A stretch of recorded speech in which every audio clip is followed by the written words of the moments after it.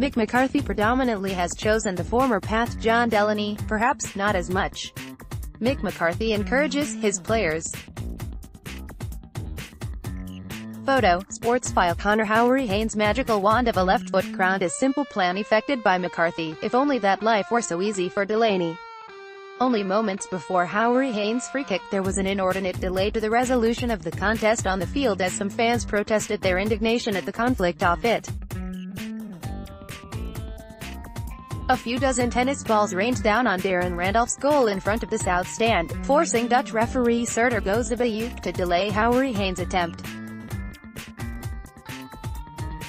The Aston Villa man remained serenely motionless behind the ball as a cohort of beer-bellied ball boys in yellow bibs scampered hither and thither to excavate the rolling rubber invaders.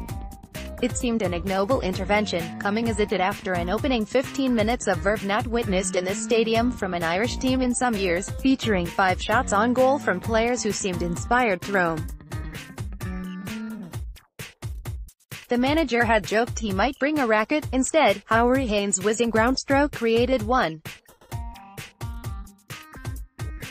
In one instant, it seemed, the Irish fans were able to declare both their pride and prejudice. The goal, as all goals do, changed the mood. A penny for Delaney's thoughts, as he perhaps ponders whether something so spectacular can come to his rescue, too. As his colleagues chased Hourihane's celebratory dash to the touchline, another lone tennis ball was lobbed into the fray. Glenn Whelan angrily caught one on the bounce and chucked it straight back to the crowd, wheeling his arms, demanding the audience's exclusive support. But they had to earn it. The anti-Delaney chants and crudely drawn banners, "All others are banned," were discreetly withdrawn. But it had been important for their voices to be heard, too.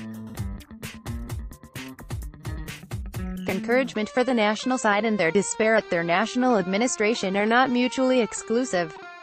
It has been difficult to appreciate how events can sometimes happen with such dizzying swiftness that it seems hard to keep up. Beforehand, the executive vice president was being glad-handed by the football family whose fidelity he has craved for so long and who may, perhaps, retain the last lingering faith in his position in Irish football. Speculation, for there are those who believe that, for all the revelations and the ongoing speculation, Delaney remains their man. Delaney's status, albeit abruptly altered for now, of being the senior man, defines the FAI's greatest strength, even if for so many others it now represents something more akin to a stultifying weakness. The FAI's sudden decision to perish 20th-century corporate governance procedures upon the Rock of Gibraltar had also caught the match program's printers by surprise too. Delaney's message on page 7 was accompanied by his now redundant title, FAI CEO. And, for the second time in 2 match days, rumors have swirled around Dublin streets of impromptu board meetings which might have been proposing to make him completely redundant.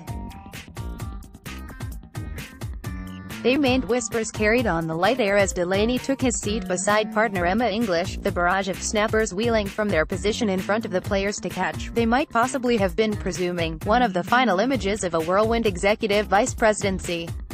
Upstairs, the corporate areas remained the preserve of the elite and the well-favored. But the terraces have always housed the common man and woman. The singing section was the nearest equivalent. They had their own clarion call. Unprintable verses were soon drowned out by volleys of verbal cheer as Ireland thundered into the contest. McCarthy's selection smacked of conservatism at first glance, but, when accompanied by positive instruction, it was allowing of self-expression compared to the previous hidebound regime. Jeff Hendrick, too often a visible force of wasteful energy, was purposeful in attack, and with Whelan sitting, he and Hourihane prospered and wingers gambled gleefully. Ireland were in greatest danger when their efforts tired them. It was nothing extravagant, just simply effective. Methods that have always served McCarthy well. It was something for Delaney to ponder as the vultures continue to prowl. Irish Independent.